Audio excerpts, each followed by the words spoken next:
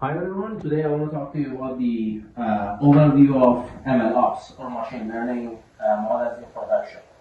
This is a super important video. You need this in any big companies or any company with a good practice of machine learning modeling or MLOps actually. So any big companies or any reputable startup will actually this technique.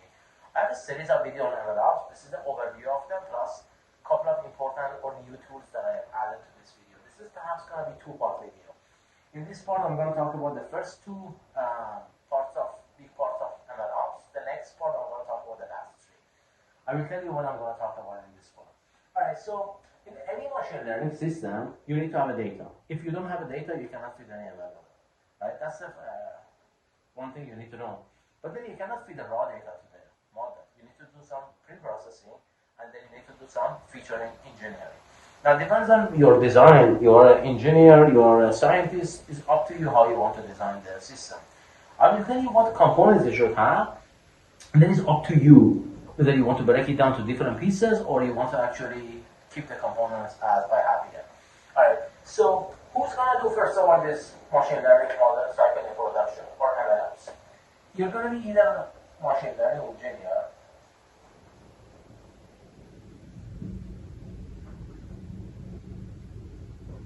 or machine learning scientist or applied scientist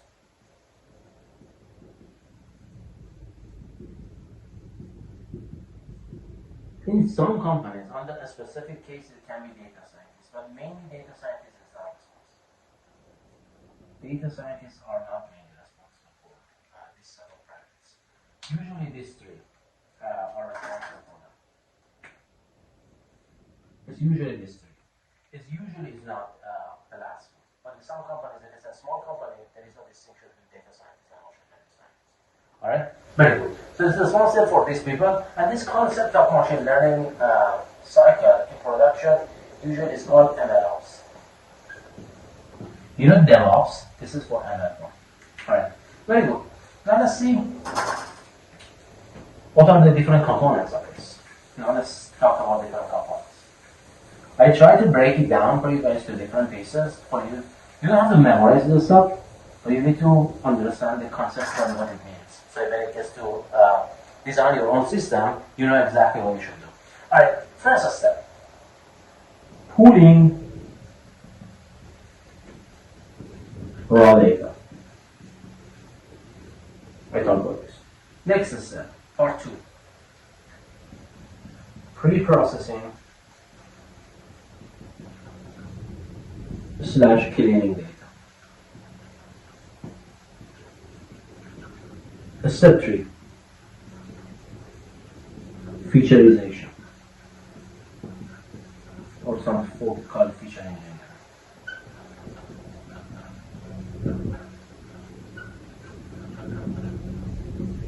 Step 4.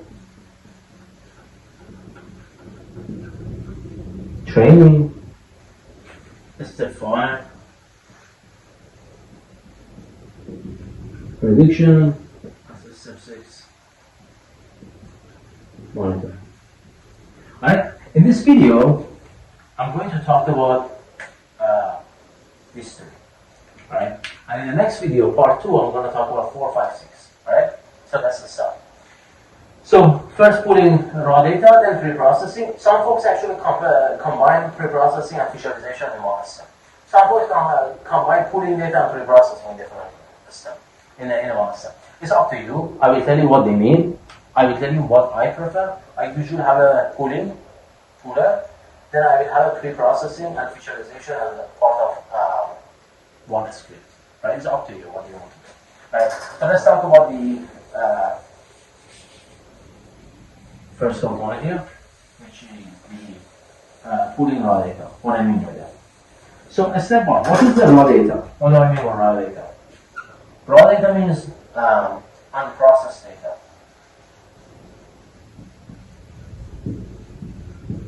What does it mean? It means noisy data. is data? Data include redundant rows and columns.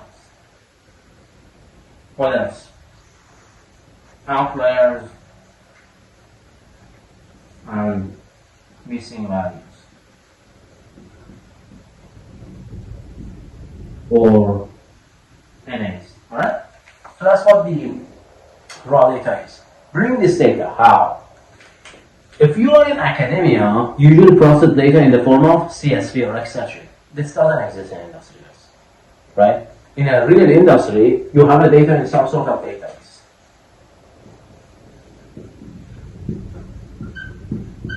Right. So database is usually the SQL type database. We have no SQL database, but now we're going to stick to the SQL database. The database is going to be either Redshift, which is for Amazon, AWS Redshift. It's going to be SQL Server, or it's going to be Snowflake. Alright? Good. Now, what do we need to know here? We need to know what's the process. The process is that you query multiple tables, and I join them. Join these tables. Right? Query tables and join them. You get one table. What are the stuff you need to know? What techniques you need to know? Usually you need to know select statement, where clause for filtering, group by, window function,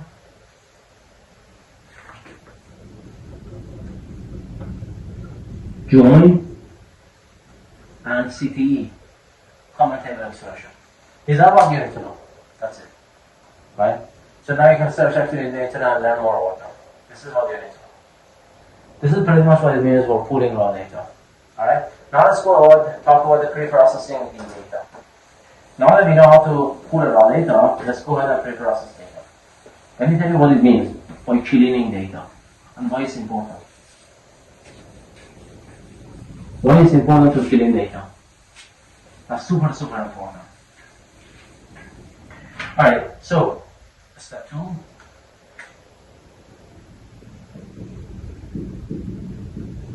Cleaning data. Alright. We are getting the raw data. This data might have lots of noise, redundant columns, missing values. You cannot fit that to ML model. For cleaning data, you need to know this step. You need to remove redundant columns or rows. You need to either remove or impute NAs or missing values. You need to do outlier detection, right? Or other sort of noise handling. Depends on the source of data. Noise handling. Alright? So that's what you need to know. I have videos imputing missing values, I have videos about outlier detection or minimization. Alright. So now here is the mainly usually part of EDA. The EDA is here, explanatory data analysis. So here is the part that actually you try to draw the histogram. You perform quantile analysis. Or you get some statistics from data.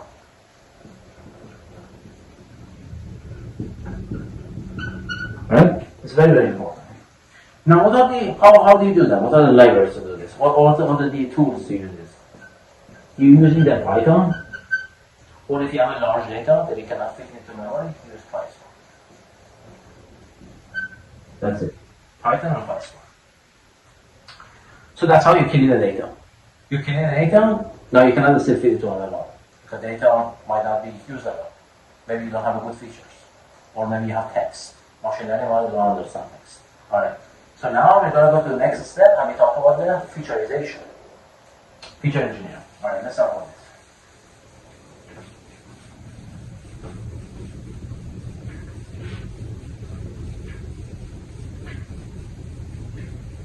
All right, step 3, featureization.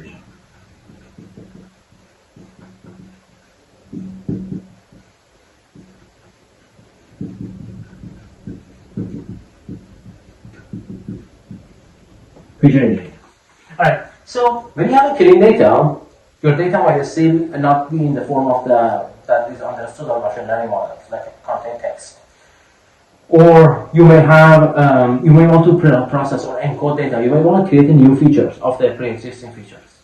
So here you need to understand a couple of things. You need to understand one thing is that normalization. Or some course standardization. You need to understand encoding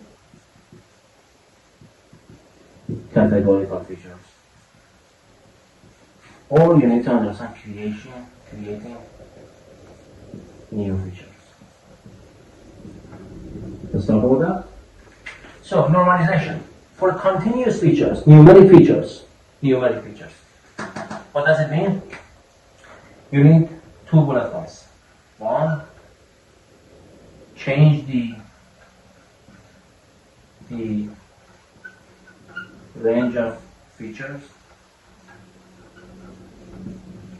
to be within -1 or 1 or 0 or 1, etc. Or make data 0 mean. You need the standard deviation. Right? So for tree-based models, this is not necessary. Random forest, XGBoost, like GBM, CatBoost, this part is not necessary. Right? But the still is good to all.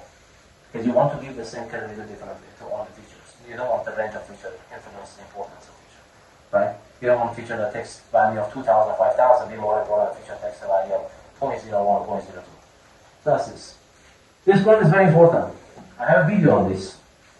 3 videos on encoding categorical features. What are the things I can do? What does it mean? Categorical features are usually in the form of text, right? And you want to make it number, meaningful. How you can do it? One way is that if you have ordinal categorical value, then there's a natural order. Like for example, a degree, high school, bachelor, master, PhD. You can do label or integer encoding. I usually one like this. High school is 1, undergraduate 2, and then so on and so forth. Right? You can do one-hot encoding.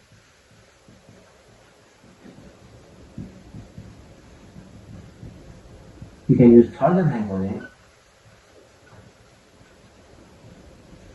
and you can do embedding. I have a separate video on all this. 3 videos that I posted. Right? In my opinion, are really good videos. I spent some time actually focusing on all this 4. Right? Please, if you are not familiar with this one, watch that video. Especially I have a very good video on embedding. Okay? Great. Now let's talk about creating new features.